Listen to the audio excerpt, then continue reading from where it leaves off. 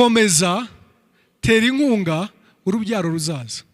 Babwira amagambo yubaka, bakunde, batera inkunga, bafaminge. Buriya abantu bakiri batoya baba bishakisha abo bana Imana iduha, abo batoya bari hagati muri twebwe, abapapa n'abamama barimo hano, bano bakobwa mureba n'abasore, umenye ngo ufite inshingano zo kumufata ukuboko kumuzamura, wimushira hasi, muzamure, zamura impano zimurimo, mutera inkunga, mutera inkunga, mutera umwete, mwereke ko azabishobora, mwereke ko akunzwe, mwereke ko yemerwa, mwereke ko abishoboye.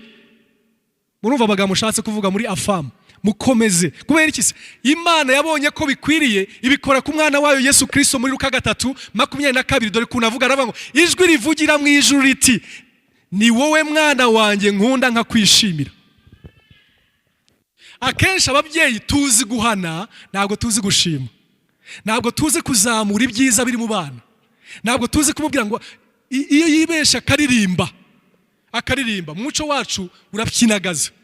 Yageze kuririmba aravuga ngo ariko icyo numvise kirimba nk'igikona niki, kandi ubwana yakoze iyo bwabaga. Yagerageza gukora akantu ariko wandikaga cyangwa wasinyaga, ubwo ntako yagize ngo ntako atagize ngo yandike. None muri we agakura yumva ko ntacyo ashoboye, ntacyo yageraho, nta n'icyo azi.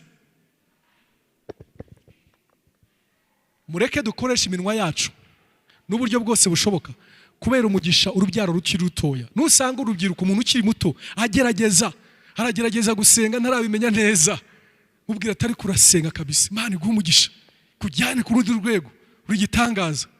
Yumve ko nicyo yasengaga nacyo hari ugihaye agaciro. Niyo mpamvu Imana ireba Yesu. Hano Yesu yari akimara kubatizwa, ntarazura uwapfuye, ntaraba kuzura umurwayi, nta gitangaza arakora.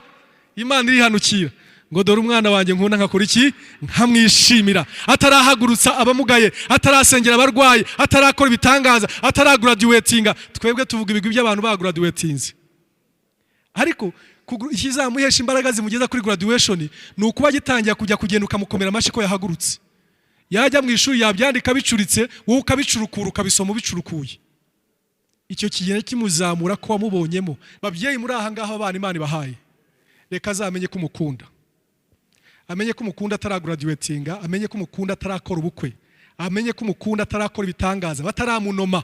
Bamwe utegeza ko bamunoma mu nama ya guverinoma, ubwo kumva yaguhesheje ishema. Mu by'ukuri si ubukunzi, uba wikunze.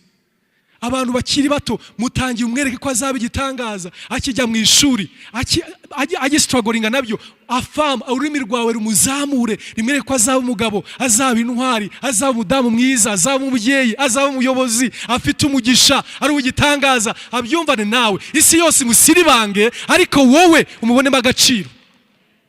Abantu umugisha mbere bawuvana mu rugo, batarajya kubonera ahandi. Imana ntiyabikoze imbere ya Yesu gusa, n'imbere y'abantu. Muri Matayo 3:17 bavuga ngo maze ijwi rivugira mu ijuru ngo dore nguyu umwana wanjye nkunda nkamwishimira. Reka n'abandi babimenye yuko umwishimira, nawe abimenye kumwishimira.